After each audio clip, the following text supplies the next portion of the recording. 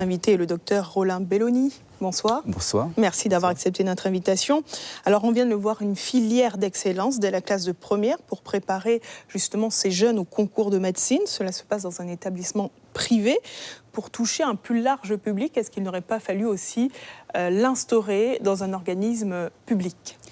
Vous savez, dans une démarche première, c'est qu'il faut une première. Donc, l'établissement privé a répondu au projet que je nourris depuis des années. Et bien sûr, ceci va s'étendre sur l'ensemble des lycées. Ça avait déjà été proposé. J'avais déjà contacté le lycée Damas et je n'ai pas eu d'écho et de réponse positive. Il a fallu que mon ami Antoine Nelson, avec qui je travaille déjà sur le sport, ait répondu positivement à cette demande. Alors qu'est-ce qui bloque selon vous pour les établissements publics ? Je ne sais pas, il faudra peut-être leur poser la question. Moi, ça fait des années que je pense, je le dis, qu'il faille préparer donc, notre population et notre jeunesse au métier de la santé. Dommage, quand on ne veut pas le faire, j'essaie de le faire. C'est ce que j'ai fait avec des étudiants ça fait déjà plus de 20 ans que je m'occupe, des étudiants et de la jeunesse guyanaise, pour laquelle je milite pour qu'elle accède au métier de la santé. Alors justement, on connaît votre engagement pour aider ces jeunes à embrasser la carrière de médecin. Amiens, vous les suivez, vous les avez suivis pendant près de 20 ans.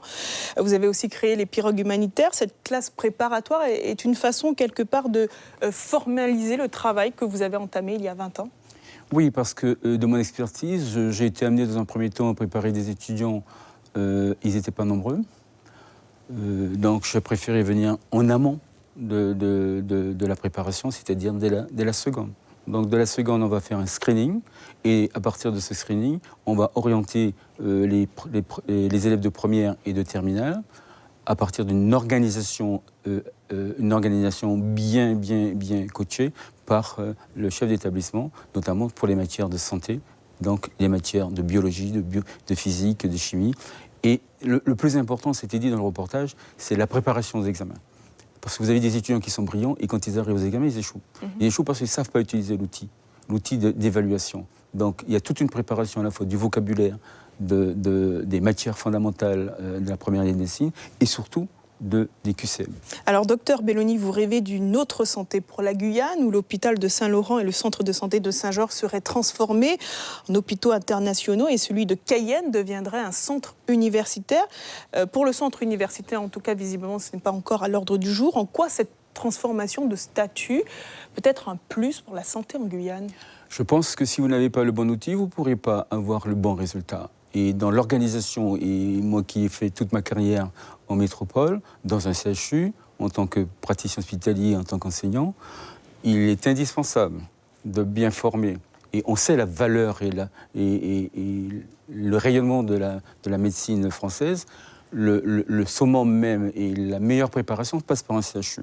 Donc, je pense que le tissu médical guyanais doit être organisé vers la formation, vers un CHU, avec les 5 bassins, bassin de l'Ouest, bassin de l'intérieur, bassin des savanes, bassin de centre littoral et bassin de l'Est, qui doivent converger vers un seul hôpital, c'est-à-dire le CHU. Donc aujourd'hui, nous sommes en capacité d'avoir un CHU. Il s'agit d'une volonté politique et si nos politiques m'entendent, qui se mettent à l'œuvre.